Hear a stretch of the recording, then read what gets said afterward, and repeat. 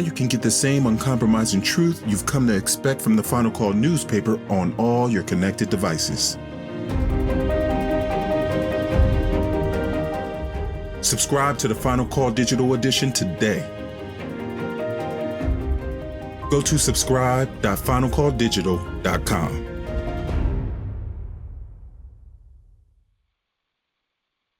In the name of Allah, the Beneficent, the Merciful, the one God to whom all praise is forever due, who came in the person of Master Fard Muhammad and raised from among us his exalted Christ, the most honorable Elijah Muhammad.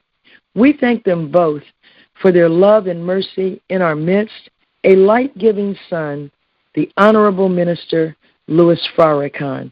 I greet you in the words of peace. Assalamu alaikum. Today, beloved, is June 5th, 2020. In 30 days, on July the 4th, be it the will of Allah, we will receive a message from Allah and His Christ through their servant, their divinely backed, divinely guided warner and chief helper in our midst, the Honorable Minister Louis Farrakhan.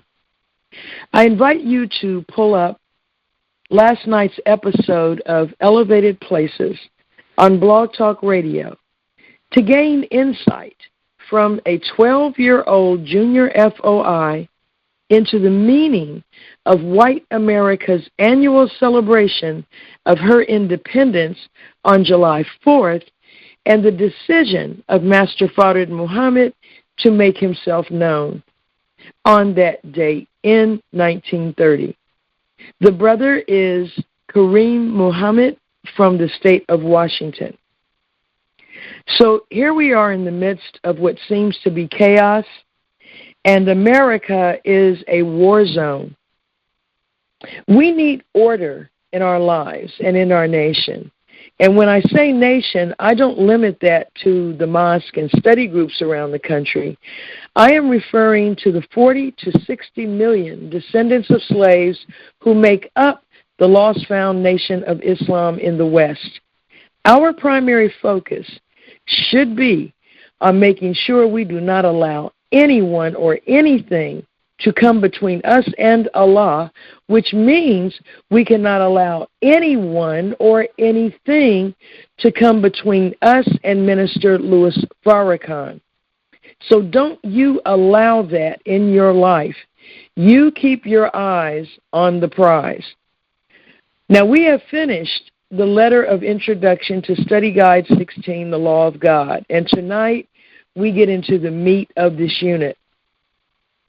We don't believe in coincidences. We don't believe things just happen. We believe that Allah is the possessor of power over all things. We believe that everything is the result of His active will or His permissive will. While the world is in conflict over the laws of the made man, we are receiving divine guidance as to the specific purpose and the reason we must follow the law of God. And so tonight's assignment, we start with the section entitled Reading Material. We will go through the selected chapters and verses from the Holy Quran, and then we will read and discuss the scriptural references under the section entitled Introduction. Remember, beloved, Minister Farrakhan told us in his letter that the excerpt from Surah 58, the pleading woman, should be read very carefully as it contains a warning from Allah. Now, last week we read toward the end of the minister's letter his description of part of the methodology used by the Honorable Elijah Muhammad to bring the minister along a path that led him to become the man we see today. The minister also goes into the reasons why present-day leadership has to go. And so if you read at the bottom of the second page of the letter, you will see his words. The Honorable Elijah Muhammad often inflicted pain on me. He did this not to show me that he was the master, but rather because he wanted me to become a master.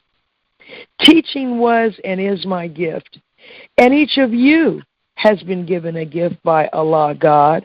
However, unless we allow ourselves to be made better persons, we will never be qualified to be used by Allah in satisfaction of the growing desire of people of all races and nationalities for proper divine leadership.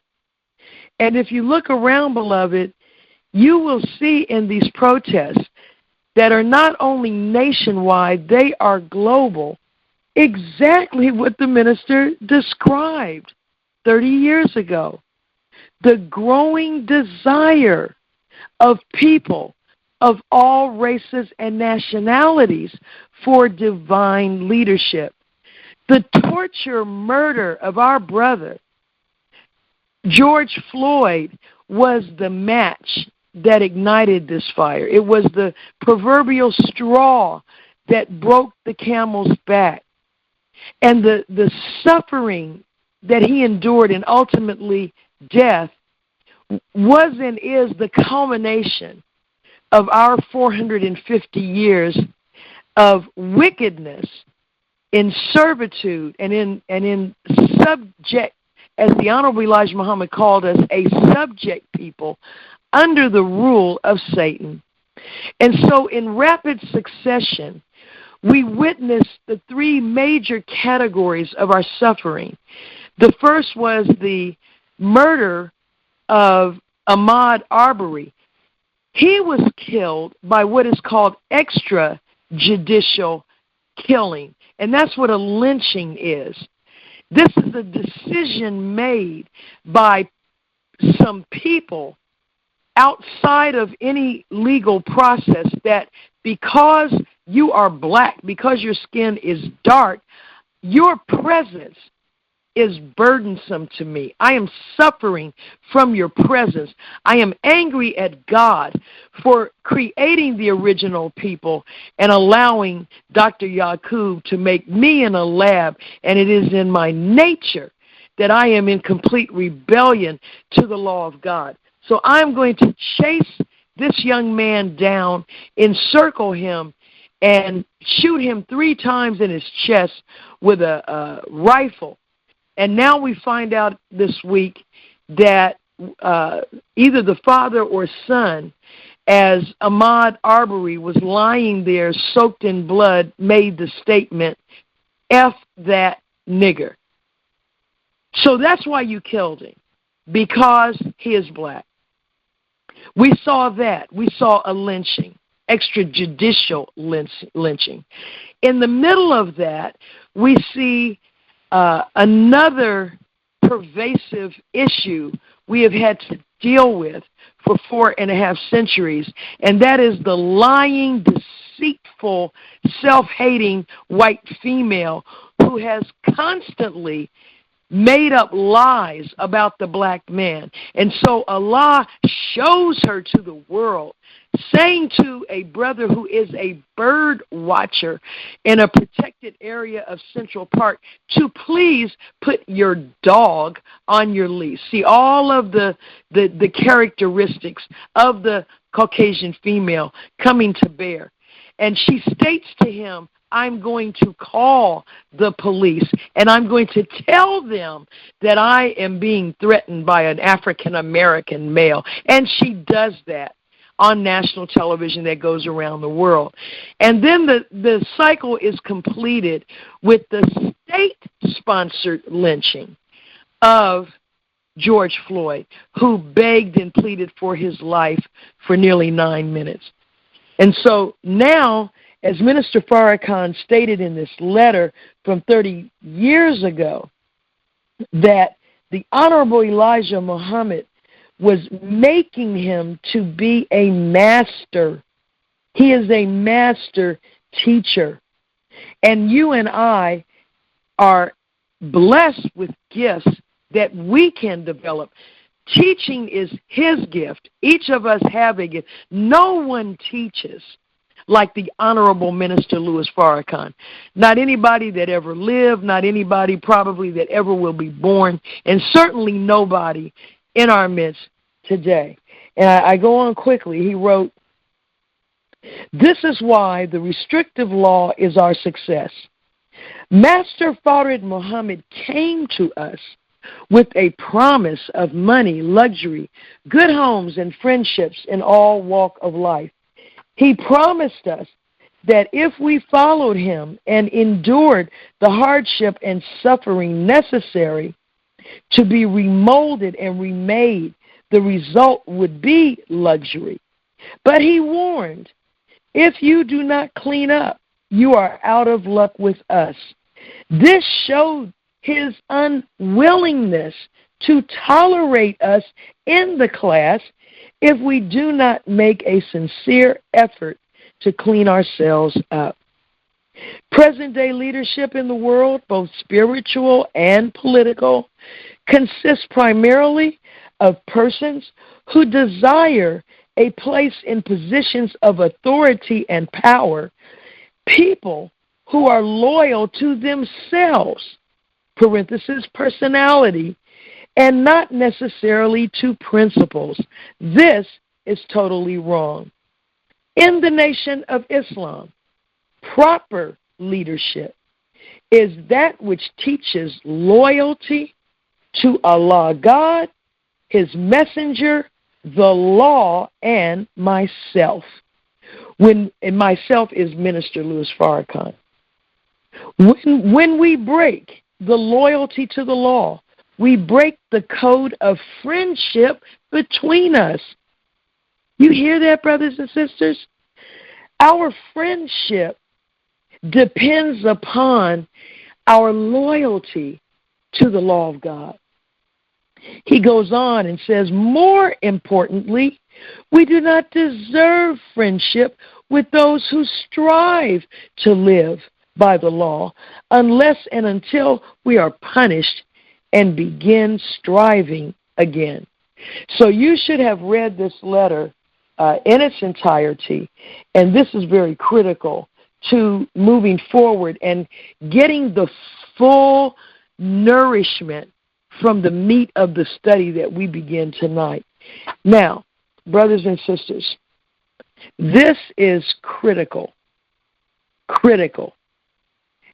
I don't know if you read the column by Brother Minister Jabril Muhammad in the June 2nd digital edition of the Final Call newspaper. We really need to try to wrap our minds around what was prepared for us in years past that is absolutely on time in this moment for our salvation. It is a final effort by the Lord of the worlds to save us out of His deep, abiding love for us. I really want to thank the editors. I can't thank them enough for this selection. The timeliness is amazing. Brother Minister Jabril analyzes the letter that introduces the entire course of study, self-improvement, the basis for community development. Now, I was going to read from it tonight, but I have spoken quite a long time, and I want to give you the opportunity this week to read that letter thoroughly, and then we will go into it in the opening next week. So in the meantime, I want to say to you, may Allah bless all of us with love and with a fruitful study this evening as I leave you in the words of peace. Assalamu alaikum.